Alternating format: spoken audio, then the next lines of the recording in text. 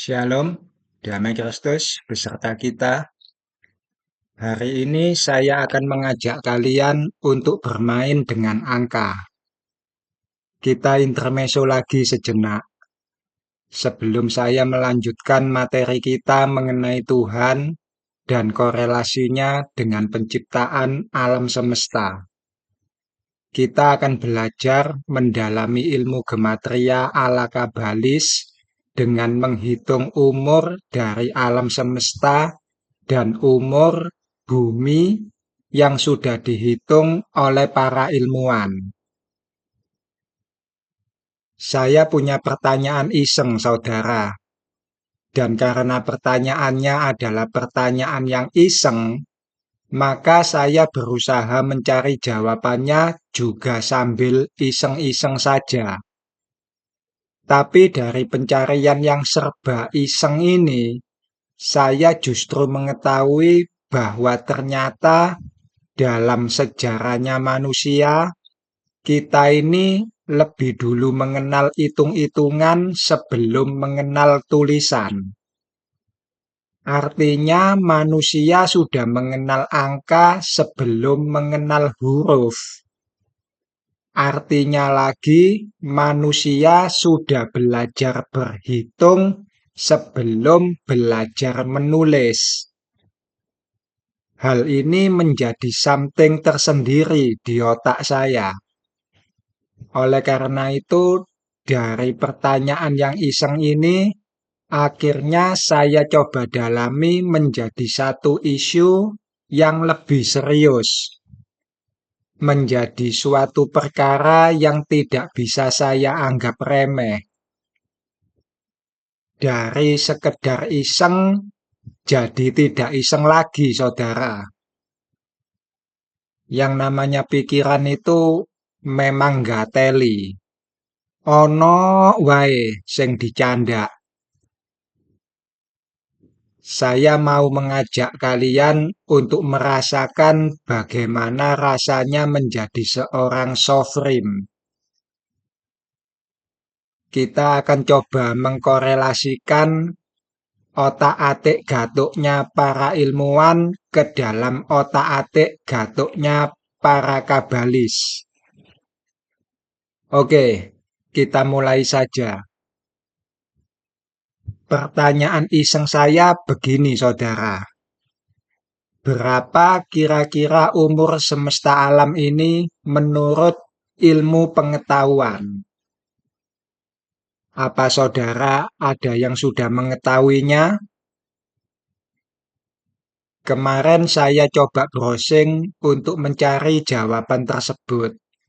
Dan saya mendapatkan angka 8 miliar, sekian juta, sekian ratus, ribu dulu.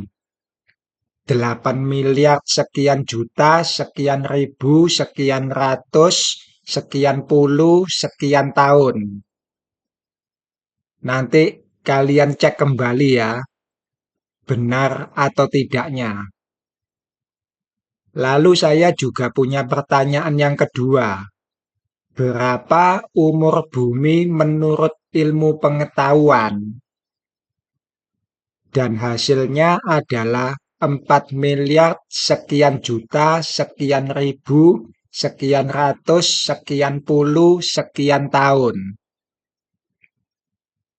Saya kemudian membayangkan alam semesta ini juga seperti manusia.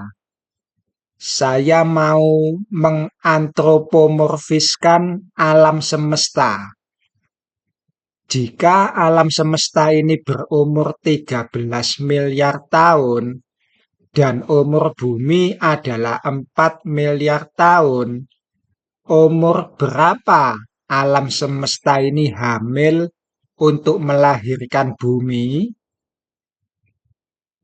Coba saudara lihat di layar monitor. Sorry, belum saya tampilkan. Sebentar.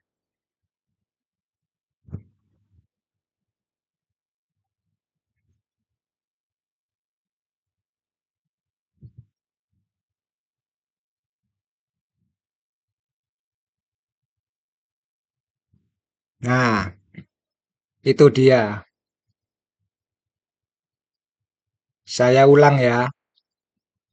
Usia alam semesta menurut ilmu pengetahuan adalah 13,8 miliar tahun. Sementara umur bumi menurut ilmu pengetahuan adalah 4,5 miliar tahun. Sekali lagi, ini hasil hitung-hitungan menurut primbonnya para ilmuwan.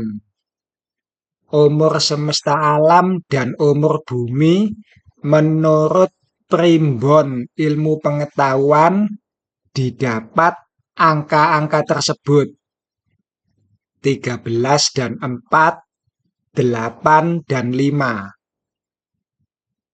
Nah, kalau saya membayangkan alam semesta ini seperti hidupnya manusia, saya bertanya-tanya, umur berapa kira-kira alam semesta ini hamil? 13 dikurangi 4 di usia 9 miliar alam semesta ini hamil. Ketika saya melihat angka 9, lah kok ya jelalah ingatan saya nyantol pada kehamilan ibu-ibu. Dan saya coba mencari primbon hamilnya ibu-ibu menurut ilmu pengetahuan. Setelah dihitung-hitung dari HPHT, hasilnya ternyata 9 bulan lebih. Lebihnya ini yang menarik. Lebih berapa? Lebih 7 hari.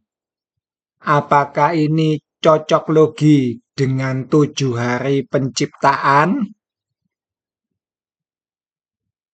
Sekali lagi, ini secara hitung-hitungan. Artinya secara teori. Prakteknya tentu saja bisa lebih, bisa kurang dari 7 hari. Bahkan bisa kurang dari 9 bulan. Yang mana hal itu akan disebut dengan lahir prematur. Atau lebih dari 9 bulan, yang mana disebut postterm. Tapi secara primbonnya ilmu pengetahuan, itu bisa pas tepat 9 bulan lebih 7 hari. Dan saya heran, kenapa lebihnya itu tidak 3 hari saja, biar pas dengan Allah Tritunggal yang menciptakan alam semesta. Atau lebih 5 hari kek, biar cocok dengan apa gitu. Paham ya saudara? Secara primbon ala ilmu pengetahuan, hitungannya bisa pas 9 bulan lebih 7 hari. Ternyata ilmuwan itu juga seorang sofrim, saudara. Ahli hitung mereka itu. Sekarang mari kita masukkan dalam ilmu gematria Ibrani. Dan kita akan mulai dari angka 13. Oh ya, sebelumnya saya beri penjelasan dulu.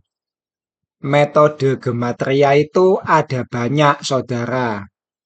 Ada mispar gadol, ada mispar misuri, ada mispar katan, mispar perati, shemi, dan lain sebagainya. Yang saya pakai adalah mispar yang umum, yaitu mispar hekraki. Saya gak tahu mana bacaan yang benar. Hekraki atau hekreki.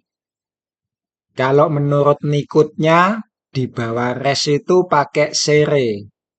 Harusnya terbaca hekreki. Tapi contekan saya dari Sakena, nulisnya Hekraki. Sakena salah tulis atau salah kasih nikut atau memang ada aturan lain, saya tidak tahu. Banyak aturan grammar dalam bahasa Ibrani. Bikin pusing saja. Nikut A dibaca E, nikut E dibaca A, mbuis sakarepmu. Intinya metode tersebut saya paham. Gitu aja dah. Jadi sekali lagi, menurut Mispar Hekraki tersebut, atau kita pakai Mispar Hapanim saja dah, gak ruwet bacane. Menurut Mispar Hapanim, huruf Ibrani yang mewakili angka 13 itu tidak ada, saudara. Kita lihat tabelnya saja.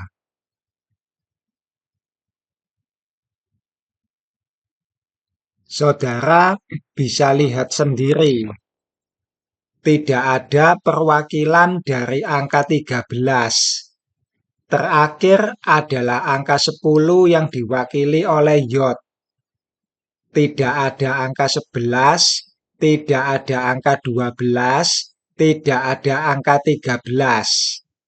Setelah Yod, angkanya lompat ke 20, 30, dan seterusnya. Kita akan preteli satu persatu.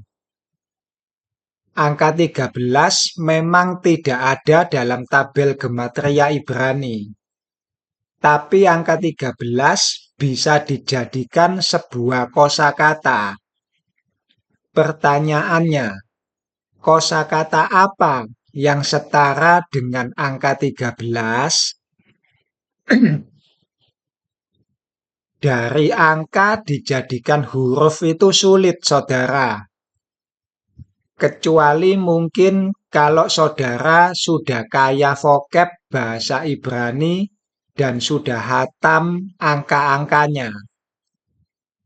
Tapi menurut saya hal itu juga masih sangat sulit untuk dilakukan. Lebih mudah menjadikan huruf ke dalam bentuk angka. Apalagi sudah ada kalkulator khusus gematria Ibrani. Tinggal memasukkan tulisan huruf, sudah bisa kehitung nilainya berapa. Kira-kira ada gak ya kalkulator yang sebaliknya? Tinggal memasukkan angka, lalu yang keluar adalah kosakata-kosakata atau frasa-frasa yang dimungkinkan. Kalau ada, lumayan. Kasus yang kemarin salah menerjemahkan 153 bisa kita ulik. Frasa apa yang setara dengan angka tersebut? Dan tanpa sengaja saya sudah menemukan frasa tersebut, saudara. Bukan Ani Elohim, tapi titik-titik-titik. Nanti saudara juga akan mengetahuinya di akhir video. Oke, saya lanjutkan. Jadi untuk menerjemahkan angka ke dalam huruf itu sulit. Tapi ada beberapa angka yang memang sudah umum bisa kita temukan terjemahannya ketika dijadikan huruf. Salah satunya adalah angka 13. Next slide please.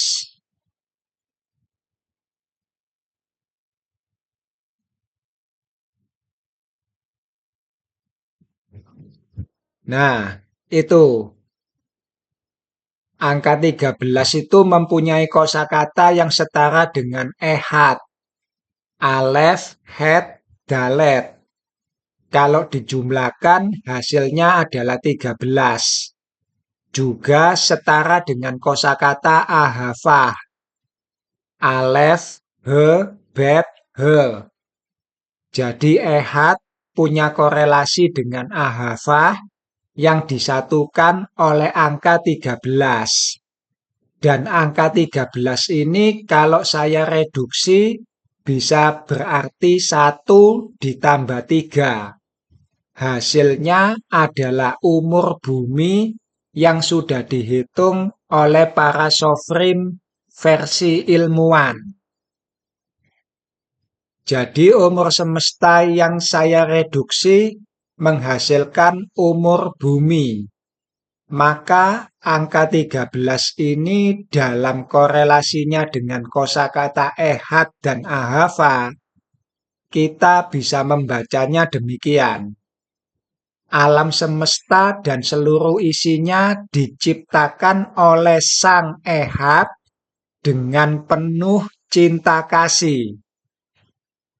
Kira-kira seperti itu. Tapi sayangnya, dalam pandangan orang-orang barat, angka 13 ini sering dianggap sebagai angka pembawa sial. Di dunia barat tidak ada lift yang punya tombol angka 13. Tidak ada kamar hotel yang punya nomor 13. Pokoknya semua nomor 13 akan dihilangkan. Dunia barat fobia dengan angka 13. Mereka yang katanya lebih rasional dan lebih logis dari orang timur, ternyata juga masih percaya tahayul.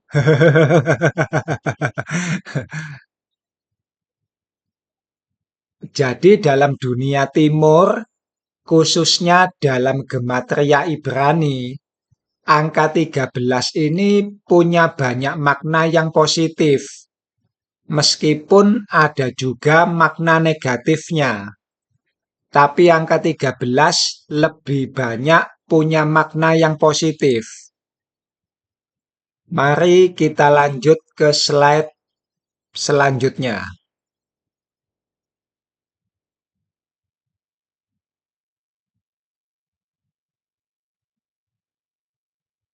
13 ditambah 13. Kalau hanya ada satu angka 13, itu biasa. Tapi kalau sampai ada dua angka 13, itu konfirmasi. Jadi 13 jika dikali 2, hasilnya adalah 26. Dan angka 26 adalah nilai yang sama dengan huruf tetragrammaton. Ada banyak makna di balik angka 13 ini, saudara. Dan juga ada banyak cara untuk memandang angka 13 ini. Misalnya, Abraham, Ishak, dan Yakub. Mereka bertiga biasa disebut dengan Shloset Ha'avot, 3 bapa leluhur. Mereka mewakili angka 3 dalam angka 13. Lalu yang mewakili angka 1 siapa? Jawabannya adalah Nuh. Nuh ibarat kata seperti Eloah yang sering dilupakan orang. Dan Nuh melahirkan 3 putra, di mana angka 1-nya adalah Nuh itu sendiri. Orang Ibrani itu membaca dari kanan ke kiri. 3 anak dari 1 bapak, yaitu Nuh. 3 bapak leluhur dari 1 keturunan, yaitu Sem. Itulah angka 13.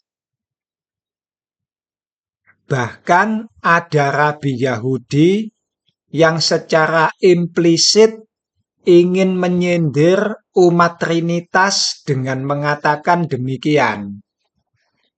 Kami orang Yahudi ingin menyatukan apa yang banyak ke dalam Adonai yang ehad. Tetapi ada orang non-Yahudi ingin menjadikan yang ehad menjadi banyak, dalam kurung 3. Dan mereka membaca angka 13 demikian. Ada 3 Allah yang akan tunduk pada satu Adonai Hasem. Seperti yang dikatakan dalam Mazmur 82. Adonai menghakimi para Allah. Tetapi para teolog barat juga tidak mau kalah. Mereka yang membaca dari kanan ke kiri justru mengatakan sebaliknya. Angka 1 itu adalah manusia yang sedang menyembah Allah Tritunggal.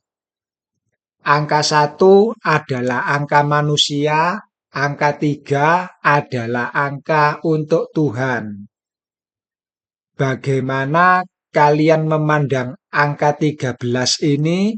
Saya serahkan pada pemeluknya masing-masing. Torah punya 70 wajah. Tergantung bagaimana cara kalian membaca sebuah angka. Saya lanjutkan. Kita juga bisa memandang angka 13 ini dari kesatuan antara 12 anak dengan satu bapak. Contohnya adalah 12 suku Israel dengan Yakub sebagai orang yang ke-13. Bahkan ada rabi Yahudi yang lebih mendetailkan lagi.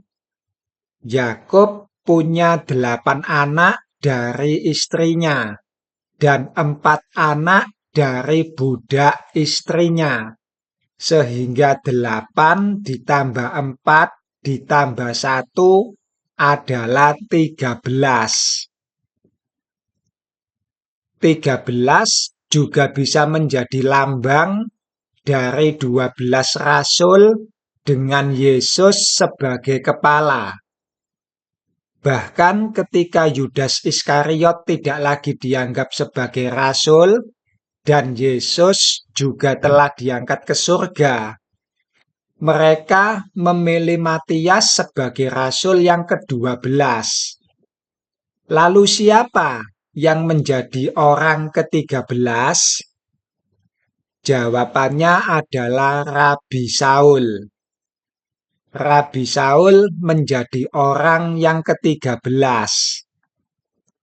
Pauluslah yang menjadi kepala dari murid-murid Yesus selanjutnya, bukan Petrus. Yang terbesar menjadi yang terkecil, yang terkecil menjadi yang terbesar. Paulus menjadi rasul bukan karena manusia, juga bukan oleh seorang manusia, tetapi oleh karena Yesus Kristus dan oleh karena Adonai, Bapa yang telah membangkitkan Yesus dari antara orang mati. Galatia 1 ayat 1. Saudara juga bisa baca Bilangan 29 ayat 13. Vehikra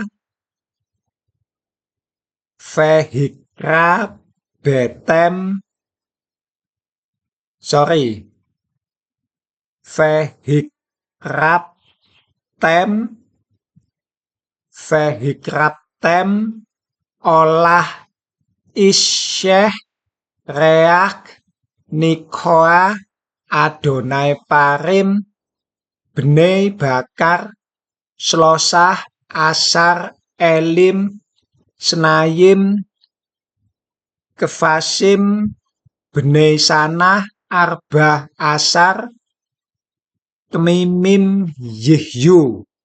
Aduh, berubah lagi cara baca saya gara-gara belajar Nikut Sheva.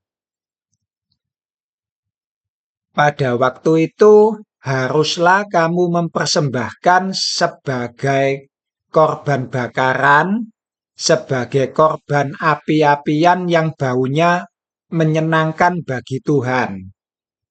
13 ekor lembu jantan muda. Kalian garis bawahi itu, saudara. 2 ekor domba jantan, 14 ekor domba berumur setahun. Haruslah tidak bercela semuanya itu. Dalam kisah tersebut, umat Israel diperintahkan untuk mengadakan perayaan bagi Adonai selama 7 hari, di mana setiap harinya lembu jantan yang akan dipersembahkan semakin berkurang satu jumlahnya. Hari pertama diperintahkan 13 ekor, hari kedua 12 ekor, hari ketiga 11 ekor, begitu seterusnya sampai di hari ketujuh, tinggal 7 ekor. 7 ekor adalah 7 hari penciptaan alam semesta dan seluruh isinya. Saudara juga bisa membandingkan ayat ini dengan peristiwa runtuhnya tembok Yeriko, di mana setiap hari selama 6 hari mereka harus mengelilingi tembok tersebut sebanyak 1 kali. Dan di hari ketujuh, mereka harus mengelilingi tembok tersebut sebanyak 7 kali. 6 ditambah 7. Mereka mengelilingi tembok sebanyak 13 kali. Dan tembok itu runtuh. Masih banyak lagi makna-makna yang lain dari angka 13.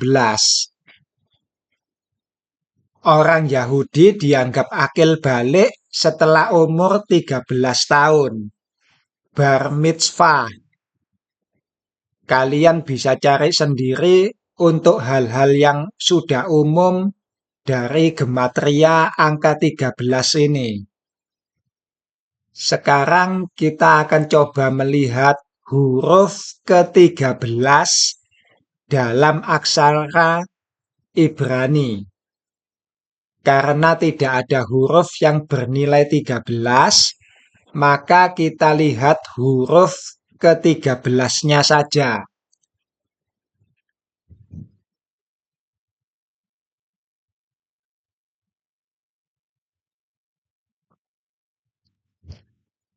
Saudara bisa lihat di layar monitor. Sebelumnya saya mau menyederhanakan dulu semua angka-angka tersebut, sehingga hanya tinggal angka satuan saja. Maksud saya begini. Kaf yang punya nilai 100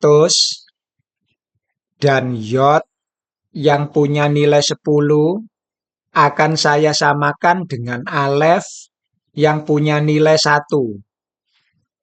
Paham ya, saudara? Alef sama dengan Yod sama dengan Kof. Bet sama dengan Kaf sama dengan Res. Gimel sama dengan Lamet sama dengan Sin. Dalet sama dengan Mem sama dengan Taf. He sama dengan Nun. Faf sama dengan Same. Sayin sama dengan Ayin. Het sama dengan Fe. Tet sama dengan Sade. Karena simbol-simbol ini sebenarnya punya arti yang sama. Hanya saja semakin tinggi angkanya, semakin dalam maknanya. Dan kita tidak sedang mencari persamaan angka dengan huruf. Sebab hal itu susah untuk dilakukan. Jadi saya sederhanakan saja semuanya menjadi angka satuan.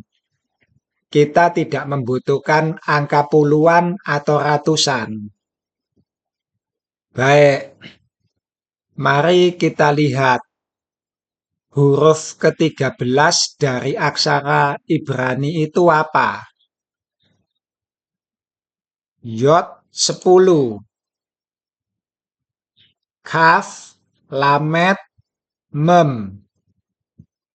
Mem adalah huruf ke-13 dalam aksara Ibrani. Mari kita lihat slide selanjutnya.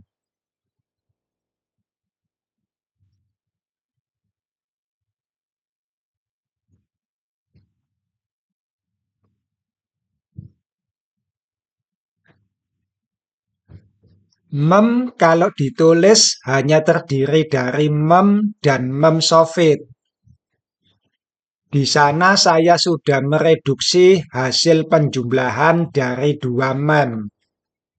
Dan hasilnya adalah 8 untuk mispar hapanim dan 1 untuk mispar gadol. Para kabalis ada yang mengkorelasikan angka 13 dengan angka 8. Tentu saja juga dengan kelipatannya. Tapi memang sengaja tidak saya jelaskan. Terlalu panjang. Sebab para kabalis ini memang benar-benar orang yang sangat teliti, saudara. Nama Yakub sebelum jadi Israel ada berapa, itu dihitung.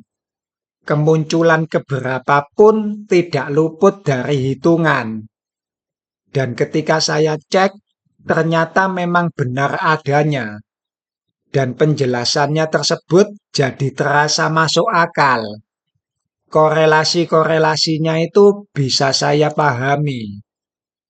Tapi sekali lagi mohon maaf. Mungkin kapan-kapan saja hal ini kita bahas dengan detail. Sekarang hanya intermezzo saja. Karena itu tadi, sebenarnya ini adalah hasil pertanyaan iseng-iseng saya yang tanpa sengaja berubah jadi serius. Oke, kita lanjutkan. Nah, sekarang kita lihat makna dari piktogramnya.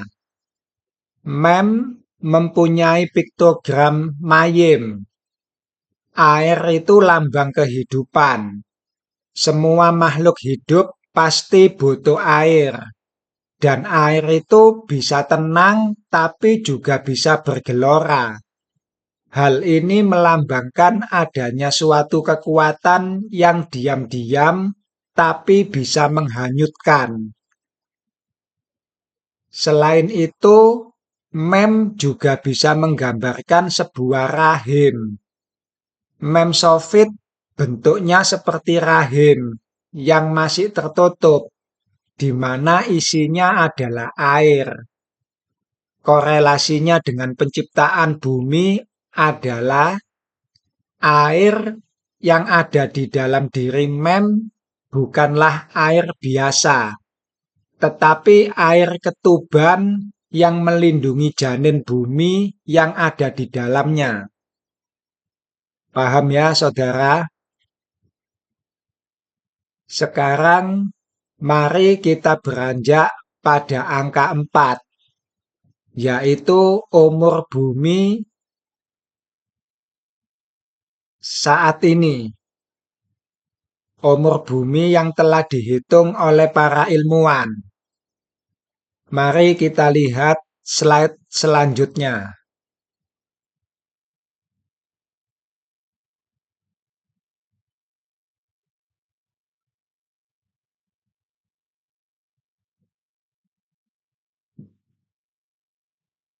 Kalau tadi angka 13 menjadi angka tahayul bagi dunia barat, sekarang angka 4 adalah tahayul bagi dunia timur, khususnya Cina, Jepang, dan Korea.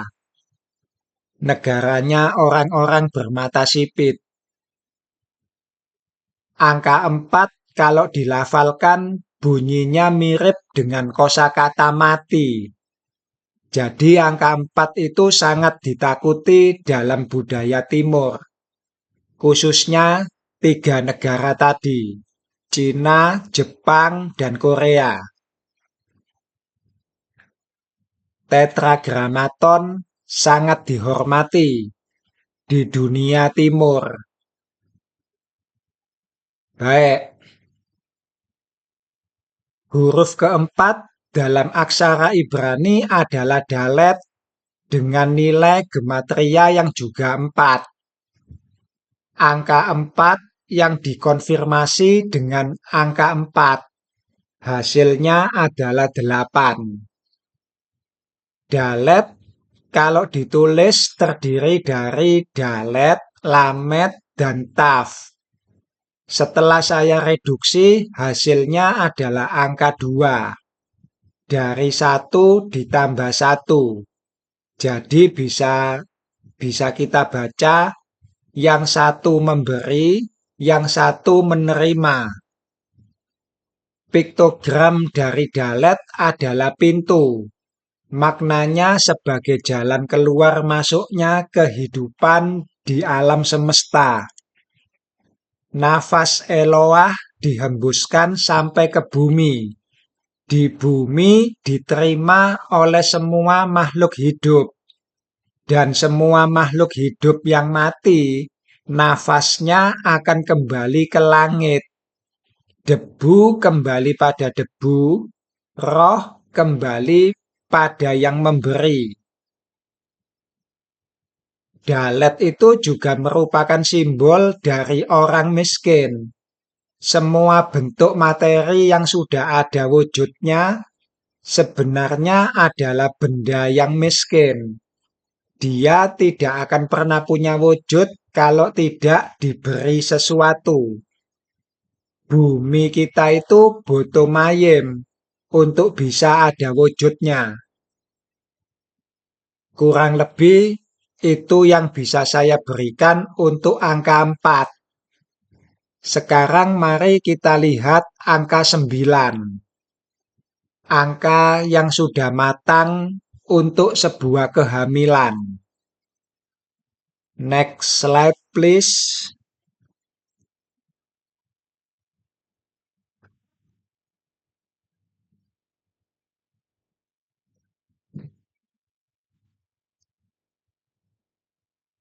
Tet.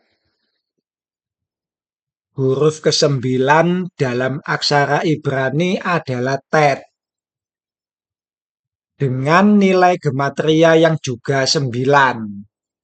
Angka 9 yang dikonfirmasi dengan angka 9 hasilnya adalah 18. Setelah angka itu saya reduksi, kita juga mendapatkan angka yang sama, yaitu 9. Maka 9 adalah angka yang sempurna, extremely. Apapun hasil perkalian dengan angka 9, ketika dijumlahkan dan direduksi, hasilnya akan tetap 9. Angka yang cantik, my friend. Huruf tet jika ditulis terdiri dari tet, yod, dan taf. Setelah direduksi, kita mendapatkan angka 5. Piktogram dari huruf taf, huruf tet.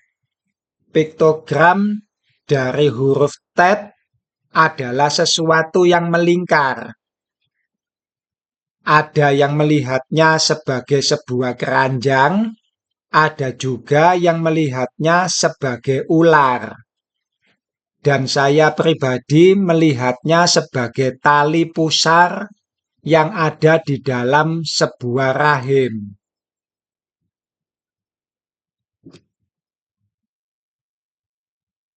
Oleh sebab itu, masa kehamilan manusia adalah 9 bulan. Makna yang terkandung di dalamnya adalah sebagai rahim dengan adanya calon bayi yang sudah siap untuk melihat dunia. Dalam ilmu kedokteran, pada saat terjadi pembuahan akan muncul sebuah percikan cahaya.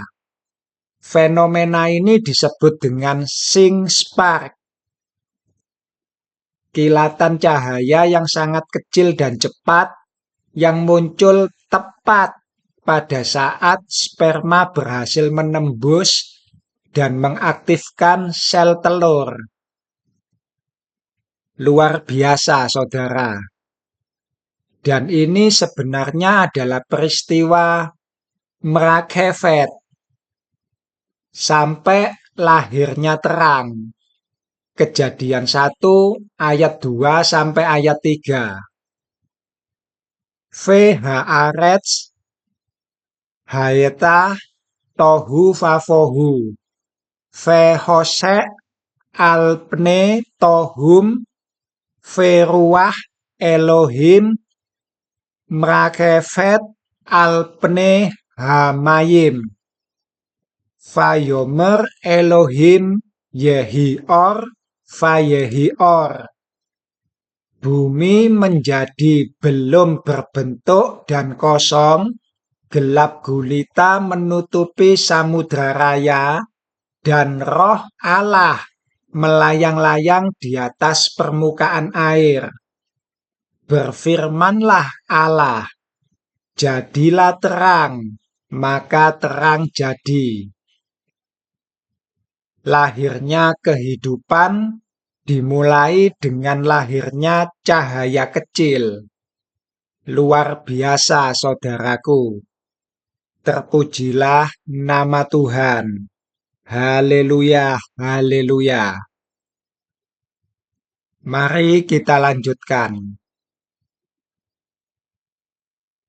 Bahasa Ibrani untuk kosakata baik adalah tov.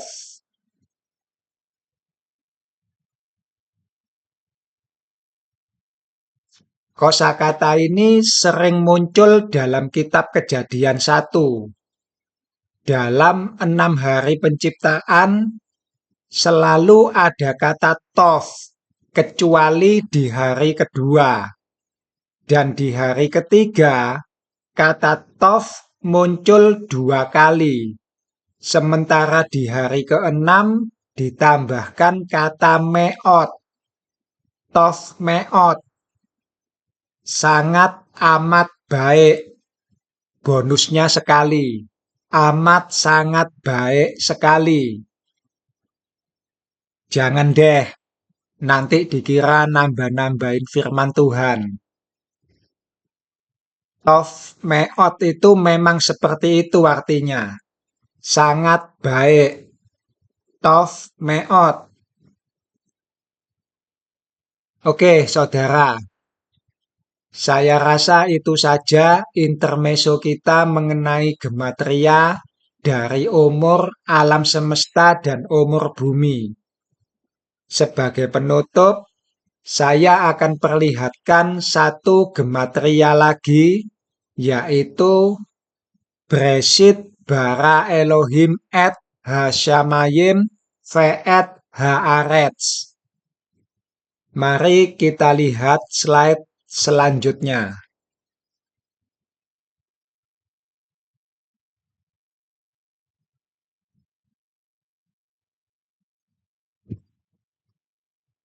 Ini adalah ketika saya sedang iseng-iseng menghitung setiap kosakata dalam Kejadian 1 ayat 1. Saya mendapatkan angka 913 untuk kata Breshit. Lalu ketika saya reduksi, saya mendapatkan angka 13 yang setara dengan umur semesta menurut para ilmuwan. Dan ketika angka itu saya reduksi lagi, saya mendapatkan angka 4 yang setara dengan umur bumi menurut Sofrim ala ilmuwan. karena saya baru tahu kalau ada kalkulator khusus untuk menghitung gematria Ibrani. Iseng-iseng saya coba hitung semua kalimat dalam Kejadian 1 ayat 1. Dan saya melakukan reduksi untuk semua kalimat tersebut, saudara. Seperti yang bisa kalian lihat di layar monitor. Bara, saya mendapatkan angka 5. Elohim, juga angka 5. Ed, kita masih mendapatkan angka 5. Dan kalau ditambah kata penghubung ve, kita dapat angka 2. Yang menarik di sini. Yang menarik di sini, saudara. Hasyamayim dengan Haaret, kita bisa mendapatkan angka yang sama, yaitu 8. Ini Hasyamayim. Dari 395 diturunkan menjadi 17. Diturunkan lagi menjadi 8. Dan ini Haaretz dari 296 diturunkan bisa mendapat angka yang sama, yaitu 17. Dan diturunkan lagi menjadi angka 8. Keduanya sama persis, saudara. Langit itu bumi, bumi itu langit. Nah, ketika saya sedang memikirkan huruf tet yang tadi, di mana tet mempunyai nilai gematria 9, saya teringat dengan angka 153, yang kapan hari coba diterjemahkan sebagai Ani Elohim, dan ternyata salah. 153 kalau saya reduksi menghasilkan angka 9. Dan 9 adalah angka kehamilan. Maka saya menerjemahkan 153 itu adalah murid-murid Yesus yang sedang hamil dan akan melahirkan banyak anak. Itu yang saya maknai pada saat itu. 153 sama dengan angka 9. Para rasul sedang hamil dan ngidam pengen makan ikan. Tapi kemudian di otak saya terbesit tentang anak-anak yang akan dilahirkan oleh para rasul. Mereka akan melahirkan banyak anak. Dan anak-anak itu akan disebut dengan anak-anak Allah. Lalu saya bertanya, apa bahasa Ibraninya untuk anak-anak Allah?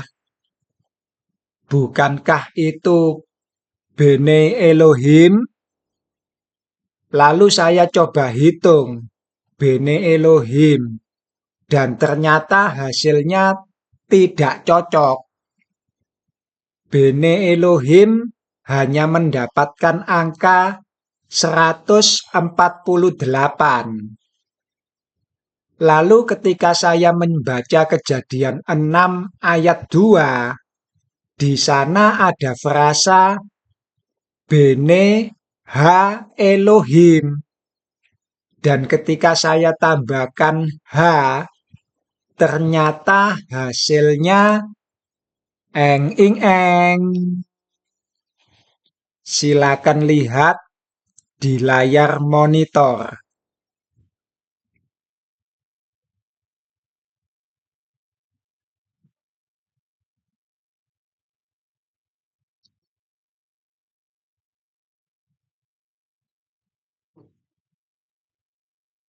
Saya tidak percaya dengan hasil yang saya lihat di kalkulator gematria. Saya sampai hitung ulang berkali-kali secara manual, dan hasilnya memang tetap 153. Maka inilah arti yang sesungguhnya dari angka 153. Bnei Ha Elohim.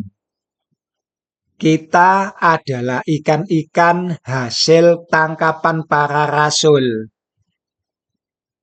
Dan saya mau mengatakan sekali lagi, terpujilah Tuhan. Shalom.